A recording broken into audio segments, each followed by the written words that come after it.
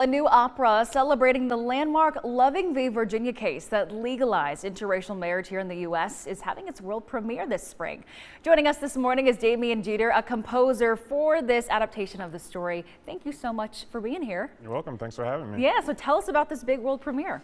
Yeah, so Loving v. Virginia is a brand new opera that's going to premiere here in Virginia. We will open in Norfolk on April 25th, and it will travel throughout the state of Virginia. The opera is about the case of Richard Loving and Mildred Loving, who were an interracial couple who wanted to be married. However, they couldn't be married in the state of Virginia, so they went up to D.C.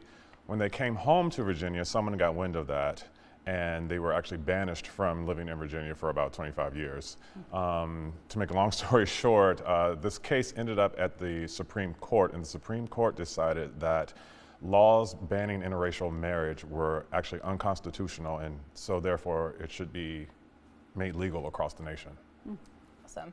So what led to your decision to make the opera based off Loving v. Virginia? It's an interesting question because Virginia Opera and Richmond Symphony brought the idea to me, which is something that doesn't happen very often. Normally I have to come up with the story, so a lot of the work has already been done. I feel like half the battle is just trying to come up with the story. However, it's right in line with what I do as a composer because a lot of my work deals with issues around social justice and civil rights. And what is that creative process like? Do you draw inspiration? I mean, of course you have the whole story, but walk us through what that process is. Yeah, for each piece it's different. For writing an opera, I mean, this is my fourth opera that I've written now, and I have a collaborator who is the librettist. In this case, her name is Jessica Murphy-Moo. Jessica is awesome. Before she writes any words, before I write any notes, we have several meetings to talk about the structure of the story. What is the story that we want to tell? We know what we see in history and through interviews and things like this, but we sort of have to make up the rest of it. Like, what were the conversations that were happening when Richard and Mildred, were in their kitchen? So we set all of that stuff up first. Jessica goes off and writes the story. She did a lot of research. She went to Central Point, Virginia, and once I felt like she had a good enough draft, then my job starts, and I start writing the music based on the words. But before I do that, I have a lot of information. Like, I'm not starting from scratch. Like, I start thinking about themes and motives and things like this. A lot goes into it. A lot goes into it, a lot of research. Yes. And for someone, you said it's starting in Norfolk? Yes. Like, where exactly can people watch it and when?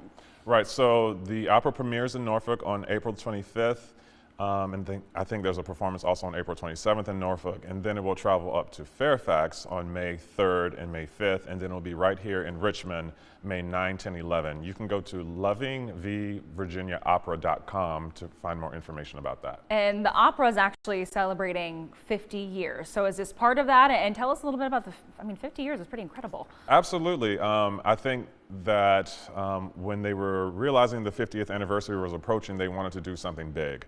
And one of the things that you can do big is to create a brand new piece from scratch. Oh yeah. And so as a part of that beyond big. Right. As a part of that celebration, they decided to commit to commissioning a brand new opera. And I think that one of the things that and also this is a part of Richmond Symphony's mission too, is to uplift Virginia voices. So me being a native Virginian, and this is such a Virginian story, this was right in the wheelhouse of that. Well, perfect. Sounds like an amazing show. Damian, thank you so much for joining us. Thank you very much. Yes, and we'll post all this information for you on our website, WREC.com.